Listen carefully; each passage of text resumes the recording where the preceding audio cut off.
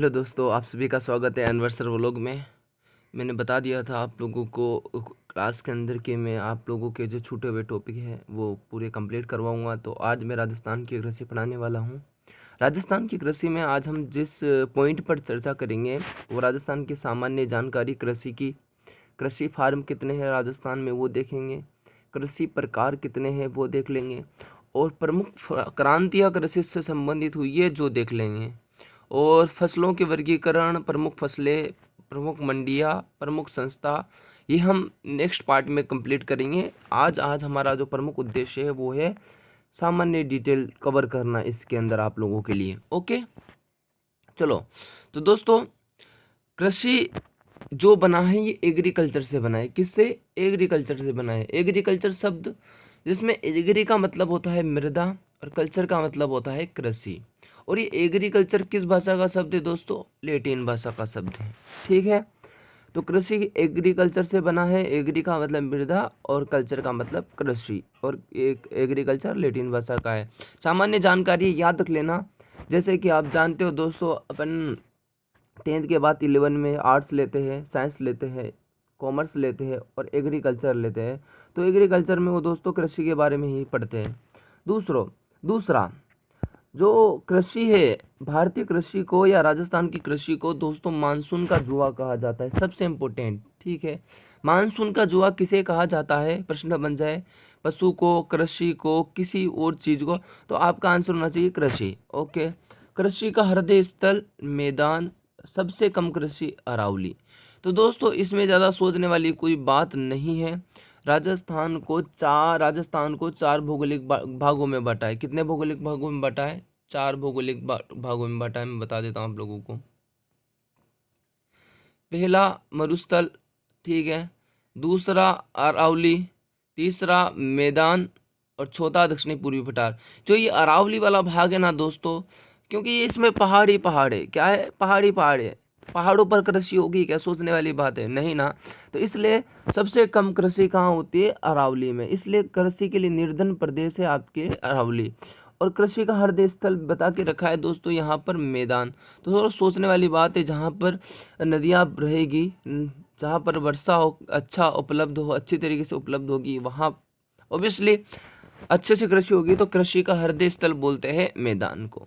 राजस्थान में कृषि जलवायु प्रदेश कितने हैं दोस्तों? 10। राजस्थान में कृषि जलवायु प्रदेश कितने हैं? 10।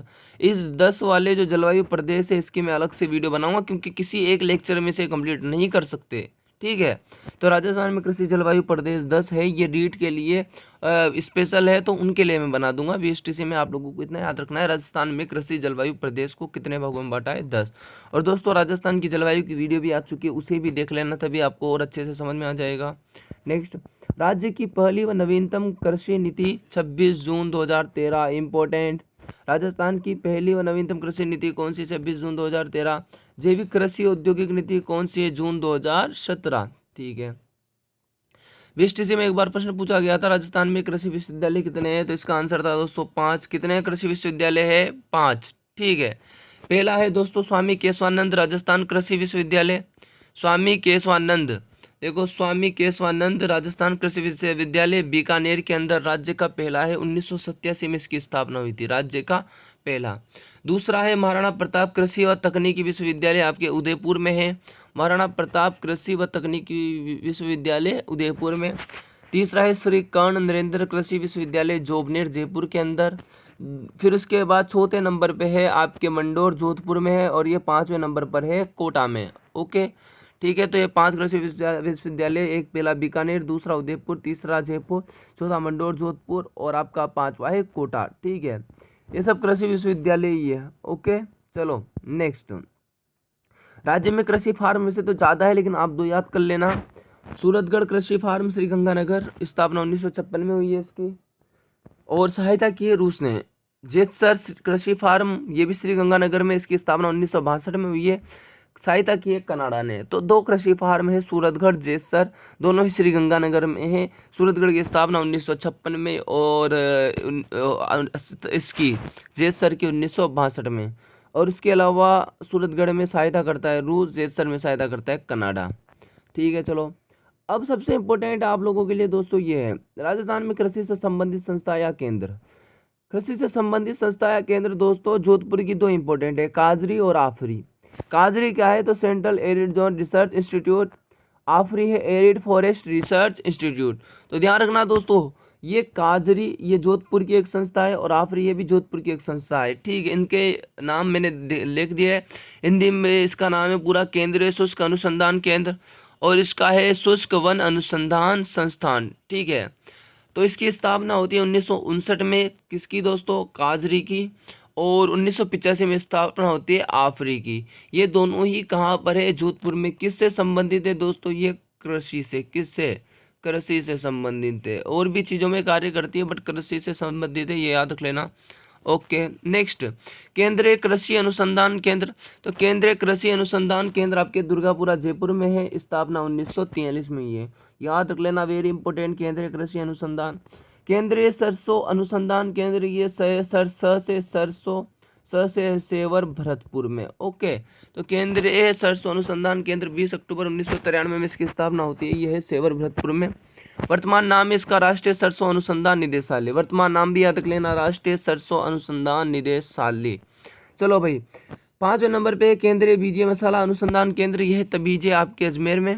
केंद्रीय बीजीय अनुसंधान केंद्र कहाँ है, 2000 ईस्वी में स्थापना हुई है तबीजी अजमेर के अंदर। केंद्रीय शुष्क बागवानी अनुसंधान केंद्र 1993 में इसकी स्थापना होती है बीचवाल बीकानेर के अंदर।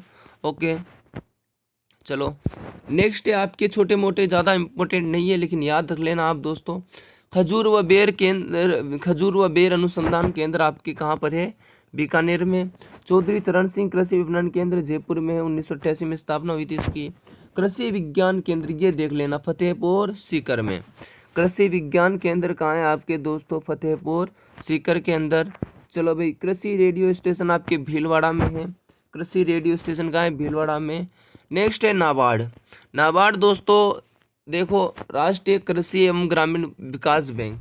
तो ये कुल मिला के राष्ट्रीय कृषि एवं ग्रामीण विकास बैंक है, जो ग्रामीणों को में जो किसानों को और कृषि करने वालों को उनको लाभ उपलब्ध कराती है, ठीक है, उनके विकास के लिए काम करती है। उसका नाम है नाबार्ड। 12 जुलाई 1982 को स्थापना हुई थी, मुख्यालय मुंबई के अंदर है इसका, ठीक है। अब है हरित क्रांति, से अच्छे से देखना दोस्तों। और खाना वाना सब साथ में ले लो, साथ में खा लो, खाते खाते पढ़ो।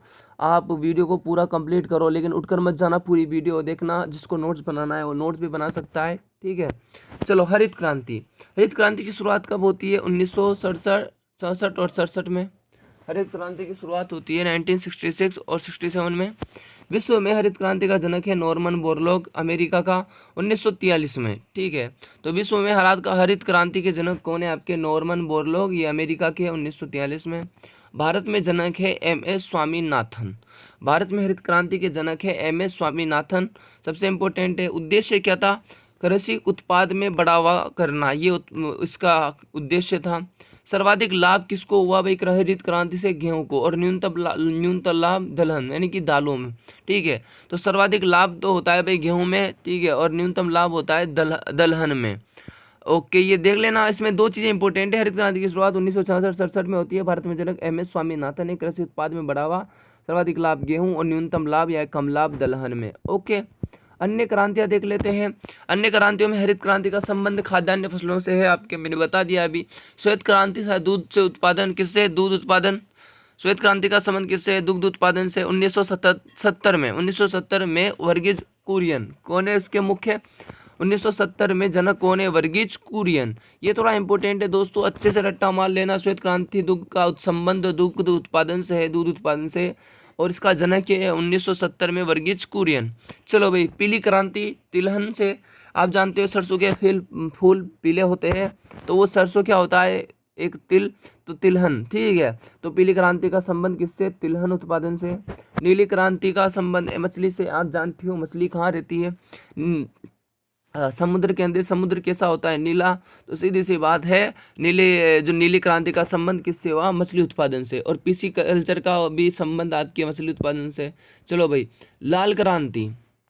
लाल क्रांति का संबंध है, लाल किससे, क्या लाल क्या होते हैं दोस्तों, टमाटर। लाल क्या होता है दोस्तों, टमाटर लाल, तो आपके टमाटर होते हैं, तो टमाटर का संबंध किससे हो जाएगा? लाल क्रांति से। और मांस भी कैसा होता है? लाल। तो मांस और टमाटर दोनों का संबंध किससे हो जाएगा? आपके लाल क्रांति से।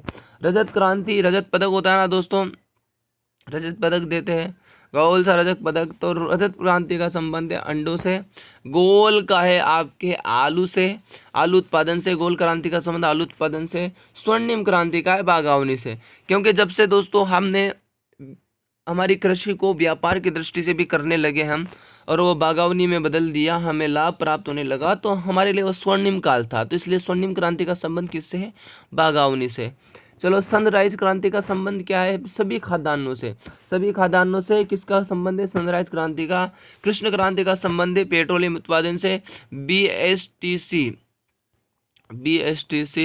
2022 बीएसटीसी 2022 में प्रश्न बना था दोस्तों, कृष्ण क्रांति का संबंध किससे है? तो पेट्रोलियम उत्पादन से। तो अन्य आप नो याद कर लेना अच्छे से। चलो, अब उसके बाद कृषि के प्रकार। तो दोस्तों आज की वीडियो ज़्यादा बड़ी हो जाएगी। राजस्थान में कृषि के प्रकार हम कल देख लेंगे। हमने क्या क्या पढ़ा? हमने राजस्थान के अंदर क्रांतियाँ पढ़ी है, ठीक है, और प्रमुख अनुसंधान केंद्र देखे, संस्था या केंद्र देखा है। 2 आपके सूरतगढ़ और जैसर श्रीगंगानगर के कृषि फार्म देखे। उसके अलावा आप लोगों ने 5 कृषि विश्वविद्यालय पढ़े। उसके अलावा आप लोगों ने सामान्य जानकारी पढ़ी। वीडियो अच्छी लगी हो तो वीडियो को लाइक करना, चैनल को सब्सक्राइब कर लेना, और अपने बीएसटीसी फ्रेंड को शेयर कर देना दोस्तों। मेरी वीडियो को हर जो आपके व्हाट्सएप पे जो भी बंदा है, जो भी बीएसटीसी की तैयारी कर रहा है, उन्हें सेंड कर देना, अपने स्टेटस पे लगाना, फैला देना दोस्तों। और जब कुछ भी समझ में ना आए वो मेरे को ज़रूर कमेंट करके बताना कि क्या समझ में नहीं आया है। आप लोगों से एक प्रश्न, एपी कल्चर का संबंध किसके अध्ययन से है?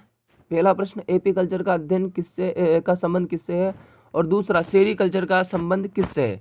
कमेंट जरूर करना दोस्तों, आंसर जरूर दे देना। और वीडियो अच्छी लगी हो तो लाइक कर देना। Thank you so much.